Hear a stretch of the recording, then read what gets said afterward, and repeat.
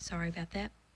And he said that, this is Albert Einstein, he said something to the effect of, I almost became a Christian until I walked into a church. Now, is that not an indictment and a half? Okay? And what I'm understanding he's saying by that is he looked out at the world around him and he could see God's hand in everything.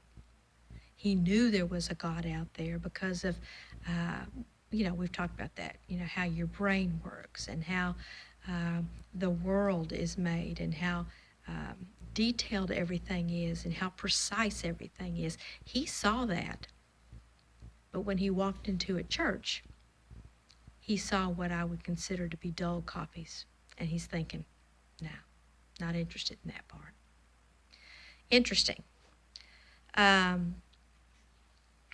Couple other things I wanted to share with y'all. We need, as authentic Christians, to make his promises our own. And when I say that, I mean we have to believe it to committal. If he says he will always be with me, then I have to never be afraid of being alone, right? Otherwise, I'm not believing it.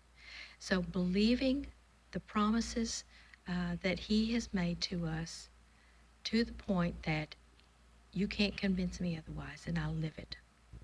Authentic believers, faith does not mean that we try harder.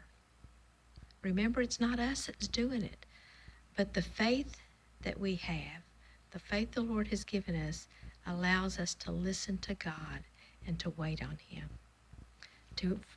And he gives us the instructions. Some food for thought as we finish up here. There were a couple of questions at the end of this chapter that I thought were probably good. It would be good to have a discussion on. Maybe one day we can do that. But just think about it. Meditate on it. Pray about it. But two questions I think are interesting at the end of it is number 6 and number 10, and I'll read those to you. What turns an average believer with average talents into a servant of God? What does it take? And then the second one is, number 10, authentic people make a difference in the world. Where do you believe God wants you to make your mark? I think that's questions we all need to be thinking about because he does want us to make a mark, and he's probably already been trying to get us to the point where we know and realize that. But I suspect, like me,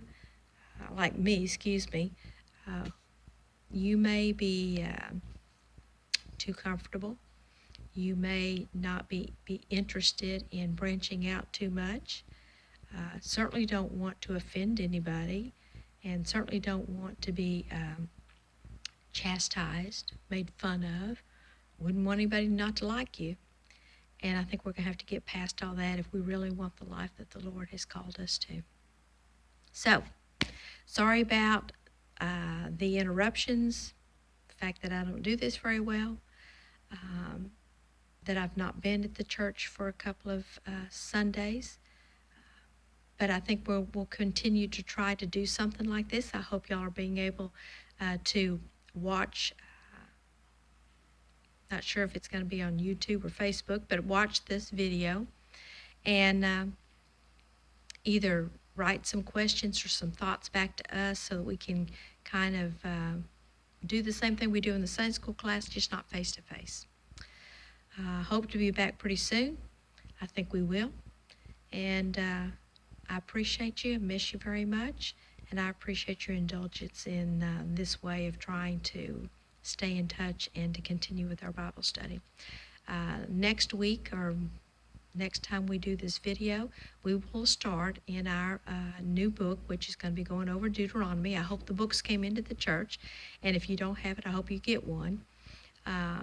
If not, then just read the Bible and its commentaries and its introductions, and we'll be discussing some of that kind of stuff the next time we see each other. The next time you see me via social media. Thanks, guys. Bye.